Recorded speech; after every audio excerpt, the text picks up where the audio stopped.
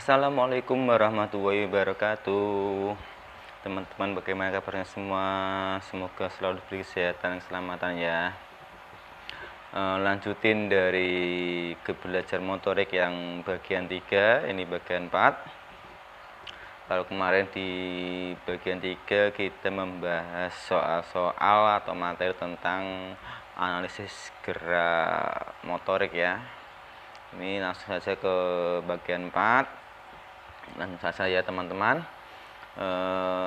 Nomor 51, karena yang kemarin di part 3 itu nomor 50 yang terakhir ya. Nomor 51 yaitu pemrosesan informasi merupakan proses psikologis yang bersembunyi dan memiliki sifat A. Konkret, B. Abstrak, C. Dapat diamati secara langsung, D. Pergerakan, dan E. Semua jawaban salah. Ingat, proses informasi ya, karena dalam belajar motorik itu banyak faktor yang berpengaruh ya. Ini sebelum terjadi gerak ya, jawabannya apa? Abstrak ya, proses tersembunyi yang memiliki sifat abstrak ya. Kita lihat pembahasannya teman-teman. Pemrosesan informasi merupakan proses psikologis yang merupakan sesuatu yang abstrak dan tersembunyi dalam dunia dalam. Karena sifatnya yang abstrak, informasi akan mulai bekerja setelah adanya input dari informasi dan lingkungan. Teori Donrus pada dasarnya menyatakan bahwa terdapat dua tahap dalam pemrosesan informasi, yaitu tahap-tahap yang membeda-bedakan atau diskriminasi dan tahap pemilihan. Sedangkan Schmidt cenderung membagi tahap pemrosesan informasi menjadi dua, yaitu serial dan paralel. Nanti di soal berikutnya saya akan bahas tentang teorinya Schmidt ya. Kita lanjut ke soal berikutnya teman-teman. Menurut Schmidt tahun 1988, tahap pemrosesan informasi meliputi tadi masih ingat pembahasan nomor 51, A. Serial, B. Paralel, C. Multidimensi, D. Jawaban A dan B benar, E. Jawaban A dan B salah. Masih ingat dikit ya. Jawabannya apa? Betul, jawabannya adalah serial dan paralel. Jadi jawabannya adalah D. Jawaban A dan B benar. Karena tadi Schmidt menjelaskan bahwa pemrosesan informasi meliputi dua, yaitu serial dan paralel. Ini pembahasannya. Silakan bisa lihat pembahasan nomor 51. Nah, ini Schmidt cenderung membagi tahap pemrosesan informasi menjadi dua, yaitu satu serial dan dua paralel atau simultan ya. Lanjut ke soal berikutnya teman-teman, biar tidak terlalu lama. Ini saya di komentar dari teman-teman, Pak, videonya lama-lama. Iya, karena lama-lama itu seharapannya banyak materinya ya, bukan sekedar soalnya ya. Lanjut ke nomor 53. Berdasarkan arus masuknya stimulus, tahap pemrosesan informasi tersebut meliputi kecuali A. Tahap identifikasi perangsang, B. Tahap seleksi respon, C. Tahap pemrograman respon, D. Tahap identifikasi perangsang, dan E. Tahap informasi rencana. Kecuali apa? Bisa menerka jawabannya. Tahap pemrosesan informasi berdasarkan arus masuknya stimulus. Kecuali apa? Iya, kecuali adalah tahap formasi rencana ya. Lihat ini pembahasannya teman-teman. Pemrosesan informasi merupakan sesuatu yang abstrak yang terjadi di bagian dalam sebagai proses psikologis. Untuk kebuatan analisis berdasarkan arus masuknya, pemrosesan informasi tersebut dapat dibagi menjadi tiga tahap, yaitu tahap identifikasi rangsang, tahap seleksi respon, dan tahap pemrograman respon.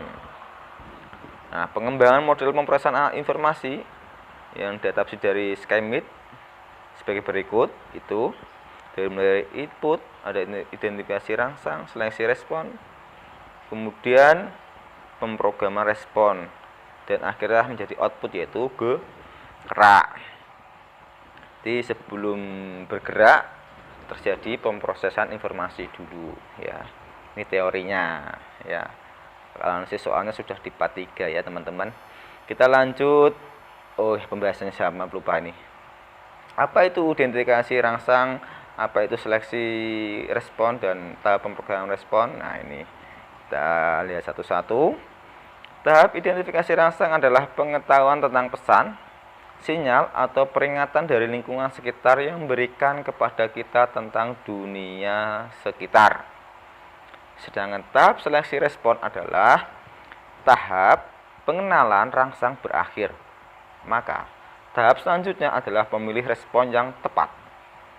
Apa yang terjadi dalam pemilihan respon memang sukar atau sulit dianalisis berdasarkan situasi di lapangan.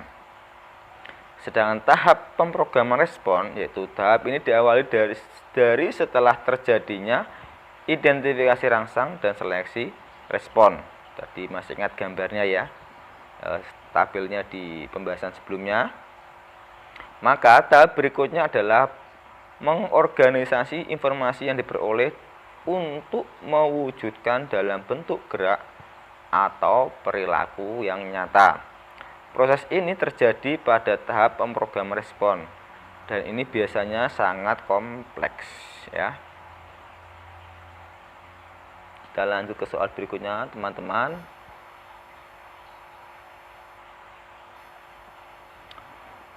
Faktor utama yang mempengaruhi tahap pengenalan rangsang adalah A. Kejelasan rangsang, B. Intensitas rangsang, C.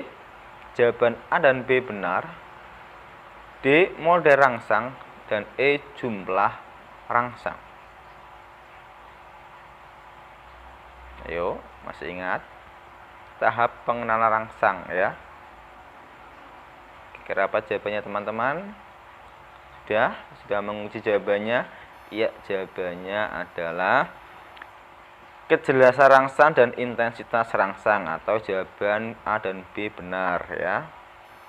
Faktor utama, menurut Skymit bahwa faktor utama yang mempengaruhi tahap pengenalan rangsang adalah faktor yang bersumber dari karakteristik rangsang, yaitu kejelasan rangsang dan intensitas rangsang. Kejelasan rangsang adalah yang berarti tajam atau tidaknya rangsang yang diterima.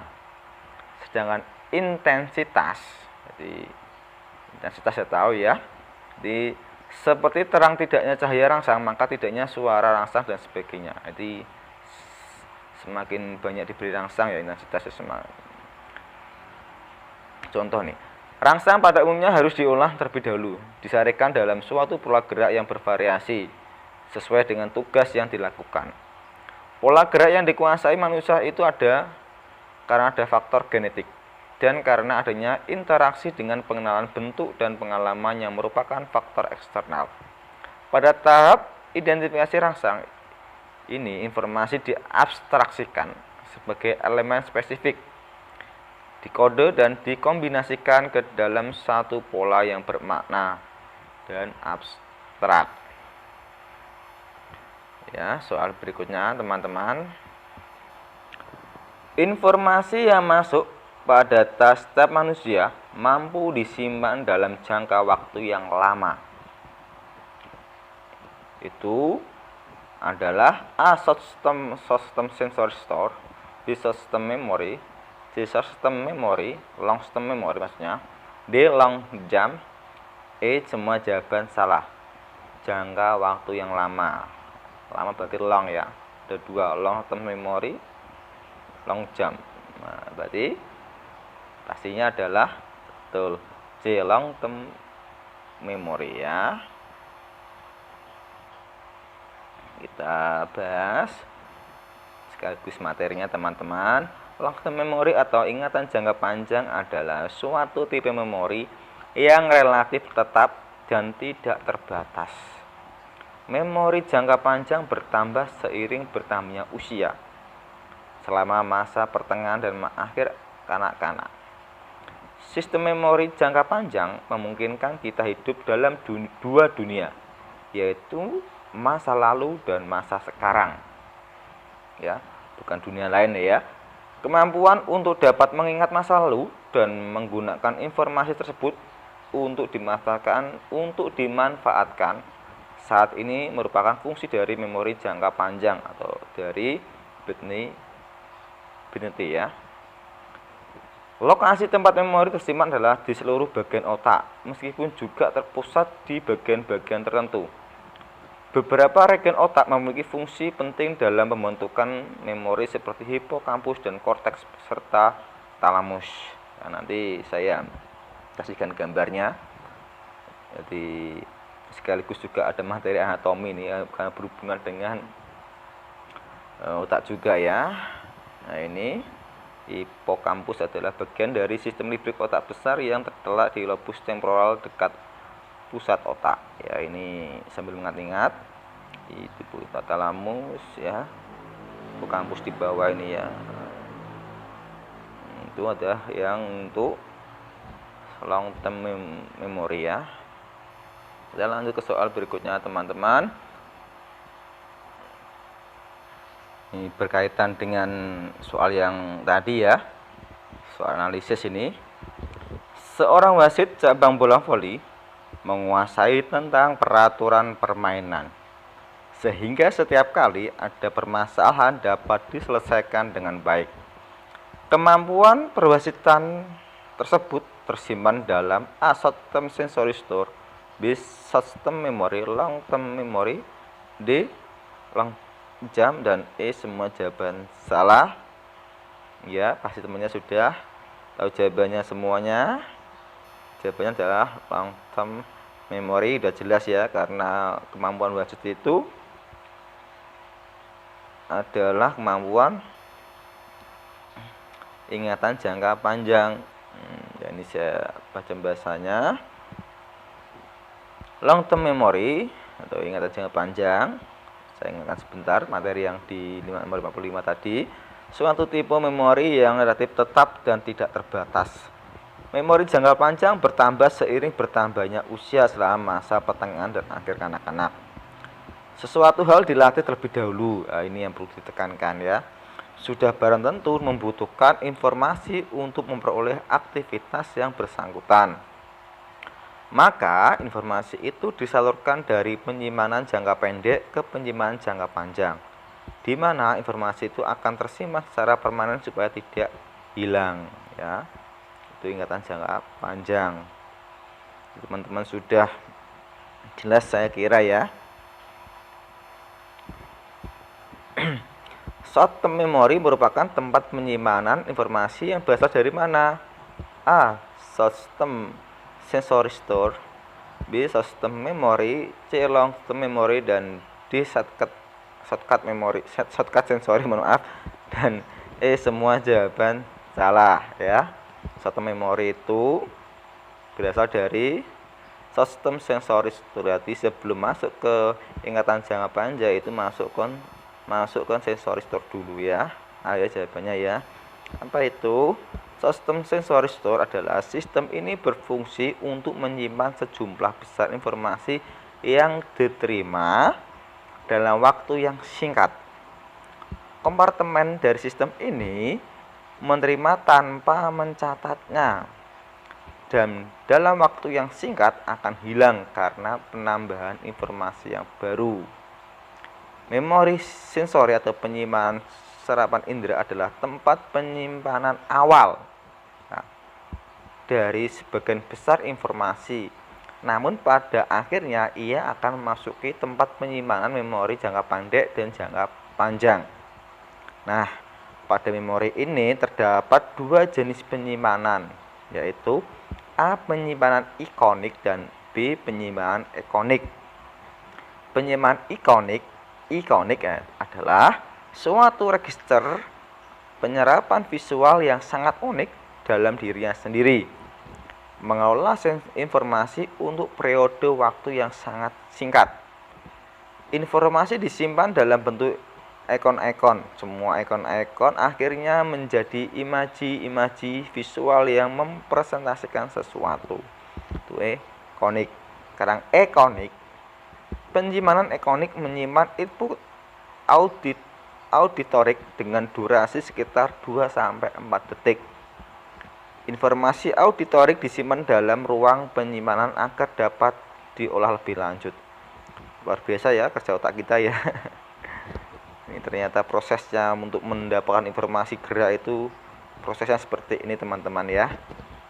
Kita lanjut ke soal berikutnya. Nah, ini ada, saya kasih penjelasan ya. Ini proses inputnya, berarti hubungan antara kompartemen memori. Nah, ini dari urutan ya. Pertama dari input rangsangan sensori, kemudian short term sensori, terus short term memori itu ingatan jangka pendek, bisa jadi ingatan jangka panjang, dan akhirnya outputnya adalah gerak ya. Jadi dari penjelasan gambar ini saya teman-teman lebih mudah memahami ya. Kita lanjut ke soal berikutnya, materi berikutnya, karena materi pada 44 ini berhubungan dengan proses terjadinya gerak ya. Nomor 58, kontrol gerakan melempar yang dilakukan seorang anak dengan adanya umpan balik dapat dikategorikan sebagai apa? A. Kontrol terbuka, B. Kontrol tertutup, C. Kontrol bebas, C. Kontrol abstrak, dan E. Semua jawaban salah ya. Apa jawabannya? Kontrol terbuka itu berbeda dengan gerak terbuka ya. Apa jawabannya? Jawabannya adalah kontrol tertutup ya. Kenapa seperti itu? Kita pembahasannya. Segala garis besar pengontrolan gerak manusia gerak manusia dapat dibagi menjadi dua, yaitu sistem tertutup dan sistem terbuka, atau kontrol tutup dan kontrol terbuka.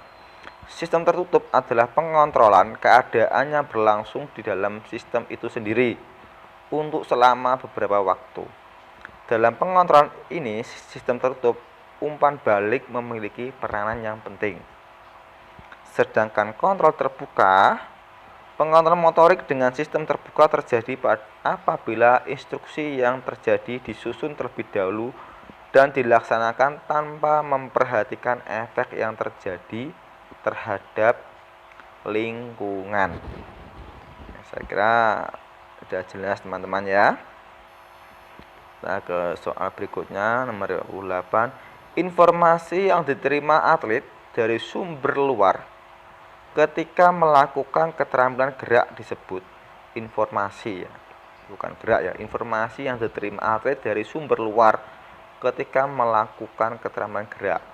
A. Informasi kinestetik, B. Informasi visual, C. Informasi proprioseptif, D. Informasi eksteroseptif, atau E. Semua jawaban salah. Ya, jawabannya adalah informasi eksteroseptif. Apa itu? Ini pembahasannya teman-teman. Terdapat dua sumber informasi yang dimanfaatkan tubuh untuk menghasilkan gerak keterampilan. Informasi yang datang dari lingkungan disebut eksteroseptif, sedangkan yang berasal dari dalam diri disebut proprioseptif.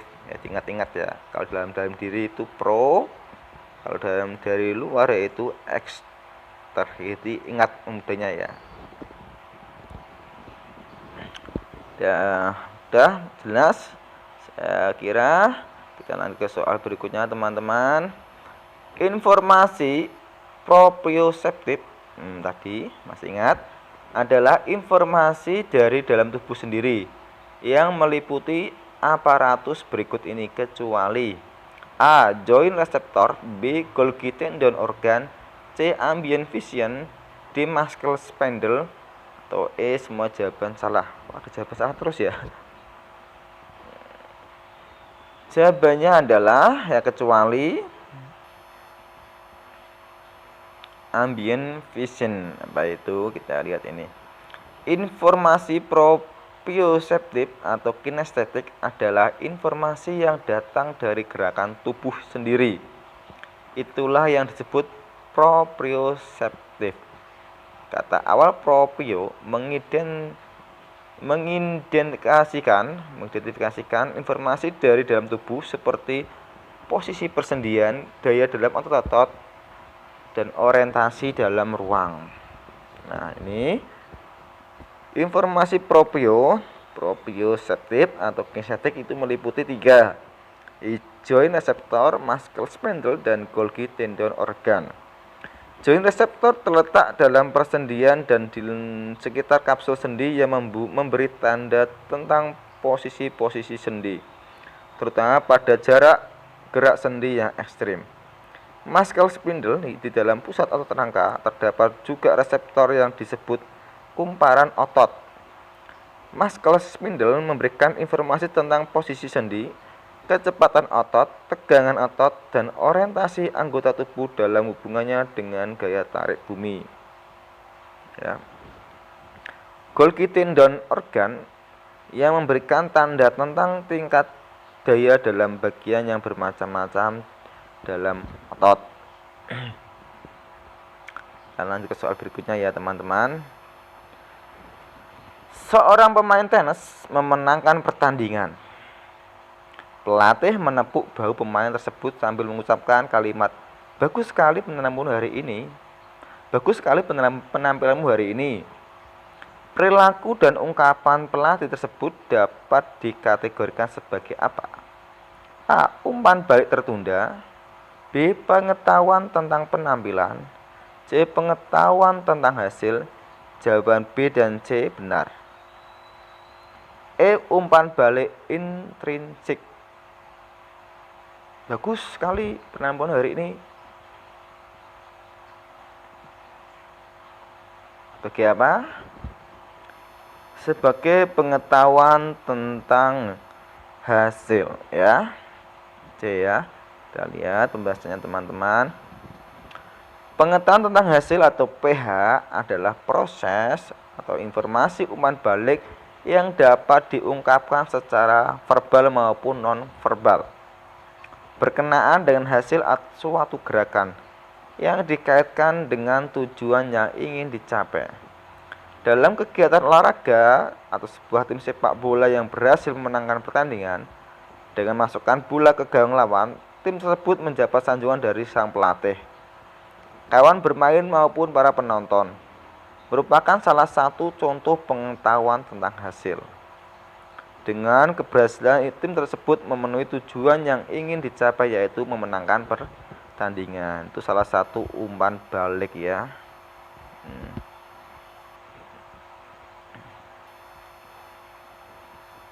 Kita lanjut ke soal berikutnya teman-teman. Seorang pemain tenis melakukan servis dan bolanya keluar. Foul ya. Pemain tersebut menyadari bahwa servisnya salah. Berdasarkan jenisnya, kondisi tersebut dapat dikategorikan sebagai umpan balik apa? A. Ekstrinsik. B. Intrinsik. C. Pengetahuan tentang penampilan. D. Pengetahuan tentang hasil. Jawaban B dan C benar. Jawabannya apa? Iya, intrinsik, karena dalam diri itu sendiri ya. Kita lihat ini. Umpan balik intrinsik adalah informasi tentang beberapa aspek mengenai gerakannya sendiri yang terjadi melalui beberapa saluran informasi. Setelah seseorang melakukan suatu gerakan tertentu, bentuk informasi tersebut sudah terkandung dalam respon tertentu. Nah, seseorang akan memperoleh informasi tentang beberapa aspek mengenai gerakannya sendiri melalui beberapa saluran informasi setelah seseorang melakukan suatu gerakan tertentu dan bentuk informasi tersebut sudah terkandung dalam respon tertentu. Sebagai contoh, dalam bermain bola voli, seorang pemain melakukan smash dan keluar. Setelah pemain tersebut melihat bahwa smash yang dilakukannya bolanya keluar, maka pemain tersebut mengetahui bahwa pukulan smashnya salah. Nah, dari kesalahan yang dilakukan tersebut diproses secara internal untuk melakukan perbaikan menjadi smash yang baik. Nah, ini bola voli karena ini ada tenis lapangan, servisnya out adalah umpan balik intrinsik dalam tubuhnya, dalam dirinya sendiri ya. Kita lanjut ke soal berikutnya teman-teman, materi. Gerakannya salah yang dilakukan seorang pemain tenis pemula dibetulkan oleh pelatih. Tadi kan dia servis salah sendiri ya. Sekarang dibetulkan oleh pelatih dengan cara memberikan contoh yang benar. Umpan balik yang dilakukan pelatih ini dapat dikategorikan sebagai umpan balik A. tertunda, B. verbal, C. non-verbal, D. langsung, dan E. pengetahuan. Jawabannya adalah umpan balik langsung ya, karena langsung diberi contoh yang benar ya. Teman-teman harus bisa membedakan ya. Umpan balik ekstrinsik yaitu adalah umpan balik yang ditinjau dari penyampaiannya yang terbagi menjadi dua, yaitu umpan balik langsung dan umpan balik tertunda. Kita ingat teman-teman ya, cukup diingat-ingat saja, tidak usah dihafal ya. Misal seorang peloncat indah yang melakukan salto ke belakang dengan gerakan yang kurang benar, maka umpan balik langsung dapat disampaikan pada saat setelah atlet tersebut selesai melakukan loncatan. Itu kalau langsung diberi koreksi ya. Dan umpan balik tertunda dapat disampaikan melalui video atau mengamati kegiatan yang sama yang dilakukan oleh atlet lain, sehingga atlet tersebut tahu betul kesalahan yang dilakukan berdasarkan pengamatan yang dilakukan bersama-sama pelatih ya. Lanjut ke soal berikutnya teman-teman. Proses latihan gerak tertentu yang dapat mendukung pelaksanaan gerak lain pada cabang olahraga tertentu dikategorikan sebagai apa? A. transfer negatif, B. transfer positif, C. proses latihan, D. program latihan, dan E. semua jawaban salah. Proses latihan gerak tertentu yang dapat mendukung. Ingat, yang dapat mendukung itu disebut sebagai transfer positif ya. Masih ingat soal-soal saya yang dulu ketika anak senang latihan tenis meja dan bermain tenis lapangan? Transfer positif berbeda dengan seseorang yang siswa atau atlet atau anak sering bermain tenis meja dan diajak untuk bermain bulu tangkis. Itu salah satu transfer negatif. Jadi teman-teman sudah bisa membedakan ya, transfer negatif dan transfer positif ya. Drozdowski, transfer of learning akan terjadi apabila hal-hal yang telah dipelajari dengan hal yang akan dipelajari terdapat unsur-unsur yang sepadan. Nilai transfer yang demikian disebut dengan nilai transfer positif ya. Sudah saya singgung tadi di awal. Saya kira teman-teman yang penting sudah memahami membedakan transfer positif dan negatif ya. Itu nanti soalnya berhubungan dengan itu. Saya yakin teman-teman sudah jelas, tidak ada kendala. Kita lanjut ke soal berikutnya teman-teman. Pola belajar motorik dengan menggunakan metode bagian merupakan modifikasi dari belajar metode bagian. Masih ingat? A. Konkret, B. Kognitif holistik, C. behavioristik, D. koneksionisme, dan E. stimulus respon. Ya, pola belajar motorik itu merupakan metode bagian modifikasi dari siapa?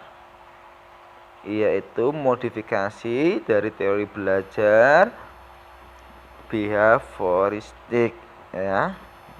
Misalkan metode latihan bagian adalah salah satu cara pengorganisasian bahan pelajaran dengan menitik beratkan pada penyajian elemen-elemen dari bahan pelajaran.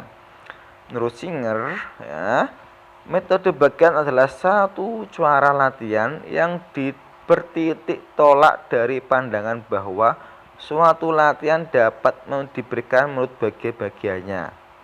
Tahap-tahap latihan seharusnya dipermudah dan dibagi-bagi, ya. Pada pola belajar motorik, bagian per bagian merupakan modifikasi dari teori belajar stimulus dan respon atau teori behavior element statistik, ya. 65 ya. Kira ini sudah cukup jelas. Ini seharusnya E juga bisa ya, stimulus respon ya. Ini di E juga bisa. Nah, ke soal berikutnya. Sudah selesai ya. Silahkan nantikan di part kelima. Nanti di part kelima kita akan bahas macam-macam soal, ya, dari part 1 sampai part 4 kita kasih soal yang acak lagi dengan soal yang berbeda. Semoga video kali ini bermanfaat buat rekan-rekan semuanya, dan selalu berdoa pada video saya. Saya doakan teman-teman semoga diberi kesehatan, keselamatan, dan berkah rezekinya, amin ya rabbal alamin. Dan teman-teman yang menonton video saya, semoga dalam tes PKB SKB nantinya diberi kemudahan dalam berpikir, amin amin ya rabbal alamin. Cukup sekian dari saya. Wassalamualaikum warahmatullahi wabarakatuh. Salam olahraga jaya.